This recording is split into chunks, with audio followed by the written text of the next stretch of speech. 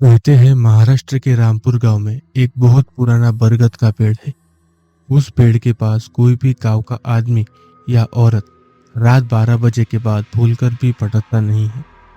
उसकी वजह है वहां पर घटी एक बहुत साल पहले की एक बुरी घटना, जो कि मैं आपको जरूर बताऊंगा। प्रणाम, मेरा नाम है करण और ये सच्ची कहानी है मेरी। साल था 2010 का। मेरे स्कूल को गर्मी की छुट्टी लगी थी, तो मैं अपने पापा के साथ उनके गांव रामपुर आया था। गांव में मैं अपने दादा दादी से मिला और साथ में मेरे कुछ गांव के भाई बहन थे, कार्तिक और किरण। दिन भर मैं उनके साथ गांव में घूमता हूँ। मैं गांव के सबसे पुराने मंदिर में गया, जहाँ पर मैंने भगवान से मेरे पूरे परिवार की सलामती मांगी। गांव की सबसे सुंदर नदी बहुत अच्छी थी। इस गांव के सभी लोग बहुत अच्छे थे। मुझे ये गांव बहुत ज़्यादा पसंद आया था। मन नहीं कर रहा था कि मैं यहाँ से वापस जाऊँ, जब तक मेरे साथ वो डरावनी घटना नहीं घटी। रात के तभी शायद 10 या फिर 11 बज रहे होंगे। हम सब खाना खा के एक दूसरे से बातें कर रहे थे। तभी मुझे मेरी दादी गांव के उस बरगद के पेड़ के बारे में बताती है। कहती है, कुछ साल पहले हमारे गांव में एक सुंदर लड़की रहती थी, जिसका नाम था सुंदरी।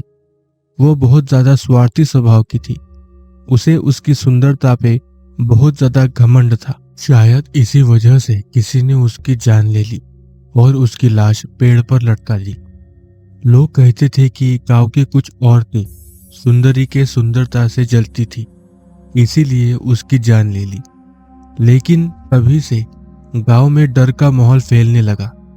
जब भी कोई रात 12 बजे के बाद उस बरगद के पेड़ के पास जाता, तो वो गायब हो जाता या फिर उसकी लाश पेड़ पर लटकती मिलती। मुझे ये सब बातें सुन डर की वजह उस बरगद के पेड़ के पास जाने की बहुत मन हुआ। जब सभी सो गए, तभी मैंने अपने बहन भाई को उस पेड़ के पास चलने के लिए मना लिया। शुरुआत में किरण ने दादी को बताने की धमकी दी, लेकिन मैंने ऐसे वैसे कर कर उसे मना लिया। बहुत रात हो चुकी थी। हम तीनों गांव के बीच से उस पेड़ के पास जा रहे थे। रात में कुत्तों के रोने की आवाज सुनकर कार्तिक और किरण का चेहरा डर के मारे देखने लायक था। अब हम बस कुछ ही कदम दूर थे उस पेड़ से। जैसे जैसे मैं उस पेड़ के पास जा रहा था, मुझे ठंड लग रही थी। अजीब था, गर्मी के मौसम में ठंड लग रही थी। मेरे सामने वो पेड़ था जिससे पूरा गांव डरता था। कार्तिक और किरण दोनों वहां पर डर रहे थे, लेकिन मुझे तो कुछ भी डरने जैसा नहीं लगा।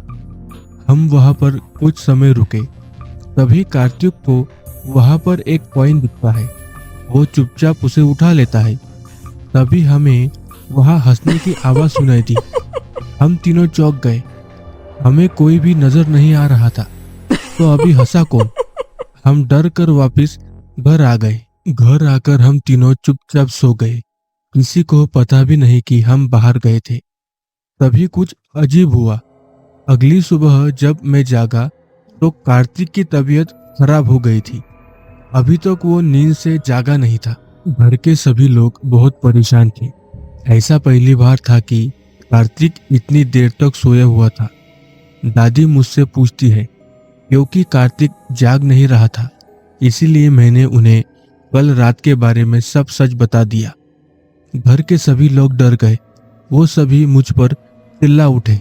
उन सभी का डरा हुआ चेहरा देख अब मुझे भी परेशानी होने लगी थी। दादी ने तुरंत गांव के वेद को बुलाया। मैं ये सब अपनी आंखों से देख रहा था। वेद ने अपने हाथ ऊपर कर दिए, क्योंकि उसके पास इस बीमारी का कोई भी इलाज नहीं था। कार्तिक का शरीर धीरे धीरे काला पड़ने लगा था। तभी दादी और दादा कार्तिक को गांव के पुराने मंदिर के पास ले गए। कार्तिक अभी तक होश में नहीं आया था।